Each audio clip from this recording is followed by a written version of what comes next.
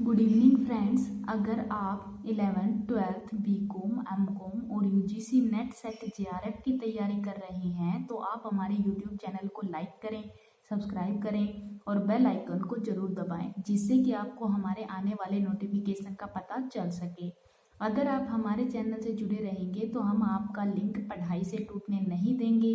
Friends, आपने देखा होगा अदर्स चैनल पर कभी किसी टॉपिक पर वीडियो आती है तो कभी किसी टॉपिक पर, जिससे कि आपके यूनिट्स और सिलेबस कंप्लीट नहीं हो पाता। तो कभी कभी काफ़ी दिन का गैप भी हो जाता है, जिससे आपका पढ़ाई से ध्यान हट जाता है।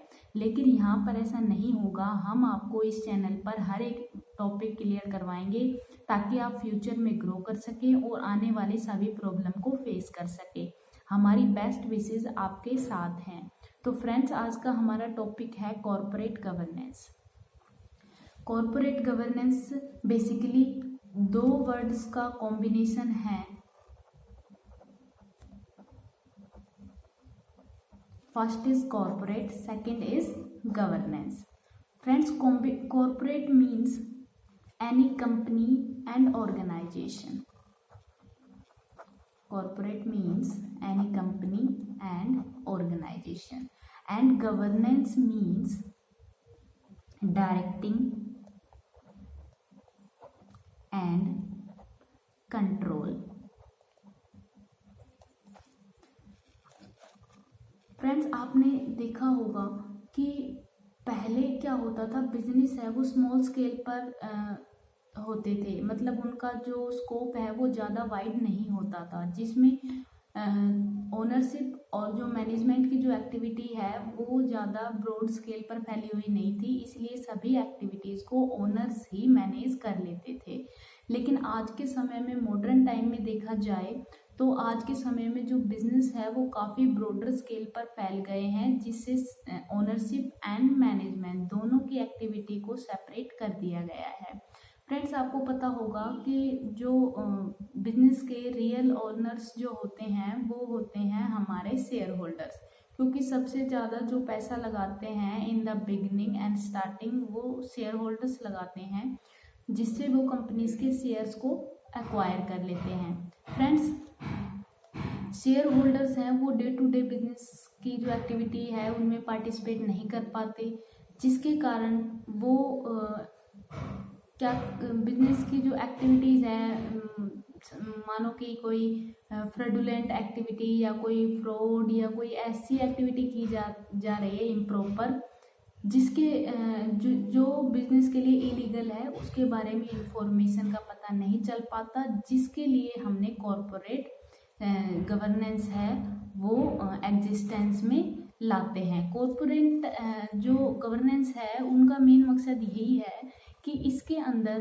वो रूल्स, प्रोसीजर्स, मेथड्स, प्रैक्टिसेस आती हैं जो किसी भी कंपनी की एक्टिविटीज़, इम्प्रॉपर, इलीगल या फ्रॉडुलेंट एक्टिविटीज़ को जज करने में हमारी हेल्प करती है। फ्रेंड्स, जो ओनर्स ही नहीं, हम कह सकते हैं कि शेयर होल्डर्स ही नहीं बल्कि कुछ एक्सटर्नल पार्टीज भी होती हैं जो हमारे बिजनेस से जुड़ी हुई होती हैं, जैसे कि हम कह सकते हैं creditors, financial institution, government and others. ये हमारे बिजनेस में से जुड़ी हुई होती है, ऑर्गेनाइजेशन से जुड़ी हुई होती है। इनका भी इंटरेस्ट है वो ऑर्गेनाइजेशन के अंदर होता है, जिससे कि इनका भी हक बनता है कि यह टाइमली बिजनेस ऑर्गेनाइजेशन या बिजनेस से जुड़ी हुई इंफॉर्मेशन को एक्वायर करें। इसलिए जो कॉर्पोरेट गवर्नेंस है वो एग्जिस्टेंस में आया। तो हम एक डेफिनेशन डिस्कस करते हैं, जिससे कि हमें ये टॉपिक और अच्छे से क्लियर हो जाएगा। फ्रेंड्स, इसमें काफ़ी अच्छी डेफिनेशन दी गई है। अकॉर्डिंग टू जो स्टुअर्ट एल गिला हैं, उन्होंने क्या दी है, corporate governance is a system of laws, rules and factors that control operations of a business. Means जो कॉर्पोरेट गवर्नेंस है वो हमारा एक ऐसा सिस्टम है जिसमें different rules, laws and factors आते हैं, जिनके थ्रू हम बिजनेस के या कंपनी के ऑपरेशंस को कंट्रोल कर सकते हैं।